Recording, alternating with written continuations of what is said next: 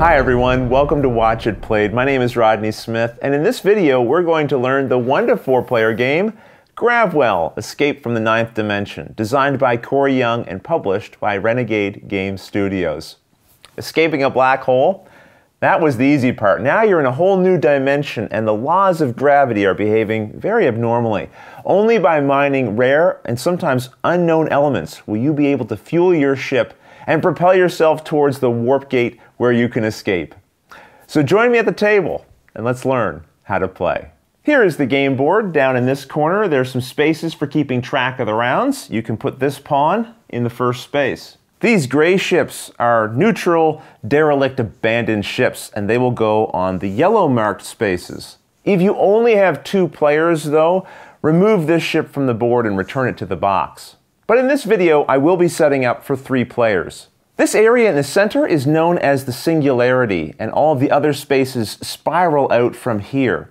Each player should collect a ship and place it in the singularity, returning any unchosen ships to the box. Each player should also collect an emergency stop card in their color. These are the fuel cards. Shuffle and deal face down a number of them equal to the number of players times 3. So in this case, I'll deal out 9. Then, on top of each one, deal a face-up card. You're going to have some leftovers. Without examining them, put them aside. They'll be used later. Each of these piles represent the different types of fuel that you'll use to propel your ship. Sometimes forwards, but sometimes backwards. Ultimately, though, you're trying to get away from this singularity and all the way to the warp gate. The first ship to reach here wins the game, or after 6 rounds, the ship that's closest to the warp gate will win. At most, Gravwell will take place over 6 rounds. At the beginning of each round, players will mine for fuel, starting with the youngest player, who will choose any one of these piles to collect. Remember, you can only see the top card of the pile. The other one remains a mystery until you've collected it. Then you can examine both, but keep them secret from the other players.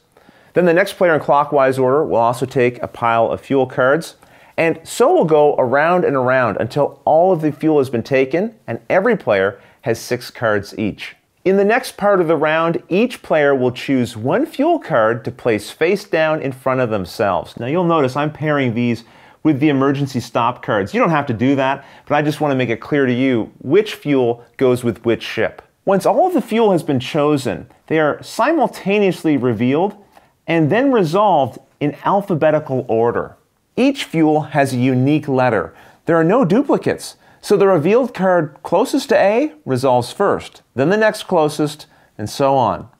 The number here indicates how many spaces your ship will travel on the board. The catch is that you usually travel in the direction of the closest ship, not counting any that are in the singularity. So in this example, the black ship will be traveling first and will go 5 spaces towards the closest ship, which in this case is the derelict abandoned one here. Remember again, ignore ships in the singularity.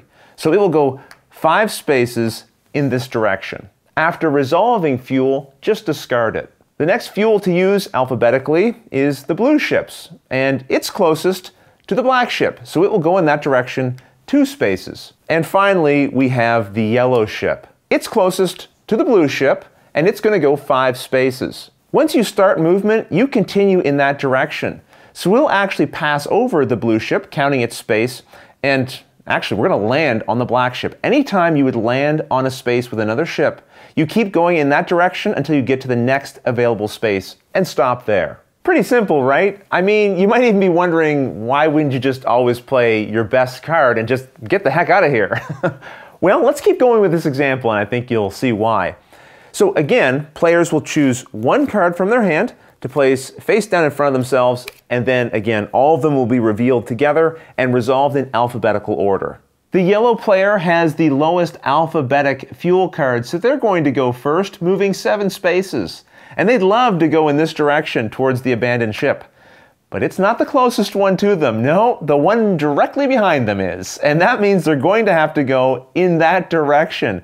1, 2, 3, 4, 5, 6. Look, they're back in the singularity. Once you reach the singularity, you stop, even if you have additional movement. A smarter move for the yellow player, knowing they were out in front, would have been to play an even later alphabetic card, hoping that instead the other players would move past them first, and then the closest ship would be ahead of them, and they would go in that direction. The blue player is next, and boy is that fortunate for the black ship, because now the black ship would be going backwards towards the blue ship and end up in the singularity as well. Instead, blue is going first, 5 spaces. 1, 2, 3, 4, 5.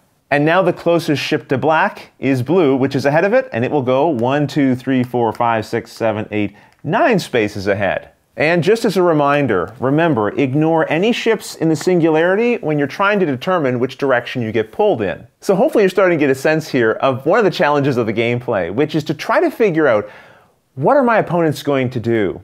Are they going to try to go earlier in this turn or later? And how will that affect my movement? What do I need to do to safeguard against getting sucked backwards? And these neutral ships, although they don't move on their own, can be very helpful because as you get closer to them, you can then rely on them to pull you farther forward. Now I've set up a situation here to show you an example. The black ship is going to be going first, and it wants to go 6 spaces, but it's equally close to 2 ships in 2 different directions. So which way does it move? Well, now we check and see which side has more ships. In this direction, there's only 1 because you ignore ships in the singularity. And in this direction, we have 2 ships. So the black player is relieved, it will be going forward. However, if this ship had been, say, here, now there's an equal number of ships in both directions, and in that case you're stuck. You don't move at all, and you just discard your fuel as usual. The fuel we've seen so far with this colored background is the normal kind.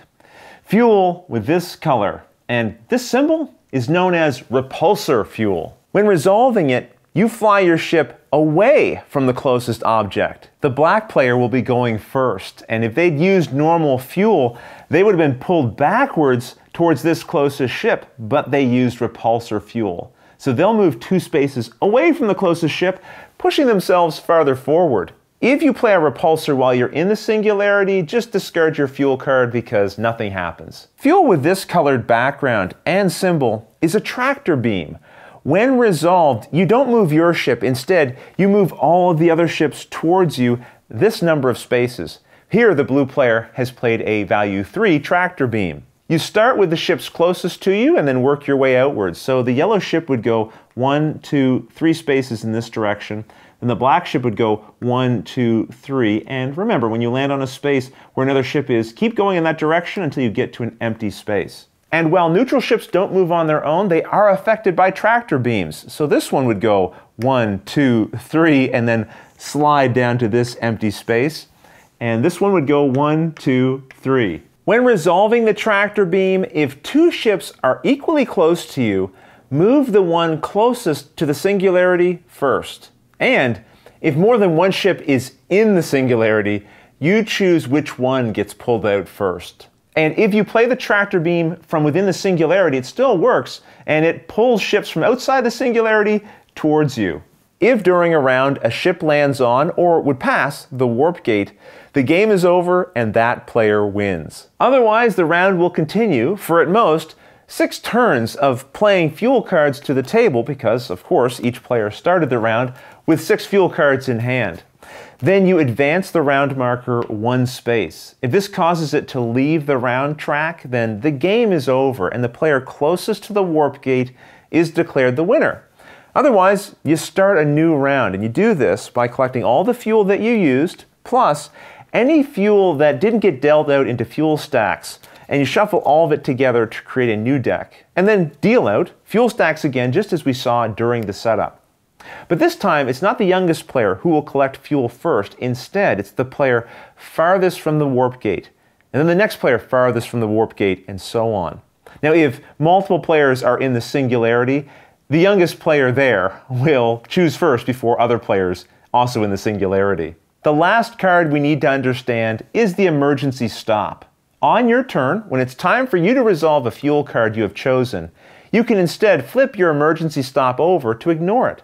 This can be helpful if things didn't go according to plan and you want to prevent ending up in a bad place. For example, yellow was hoping to go 10 spaces forward, but then the blue players resolved first and got dragged backwards. Now, the yellow player is going to go 10 spaces backwards, so instead, they've chosen to flip over their emergency stop. They'll now go 0 spaces and simply discard their chosen fuel card. You can only use your emergency stop once per round, and at the start of a new round, before fuel cards are dealt out, flip your emergency stop back over. And that's how you play Gravwell. The game also comes with solo rules and some variants to change how you play the game. But I'll let you discover those on your own. I hope you'll stick around because in future episodes we're going to do a full playthrough of Gravwell and you can join in. And if you have any questions at all, don't hesitate to put them in the comments below and I'll gladly answer them as soon as I get a chance. But until the next episode, thanks for watching.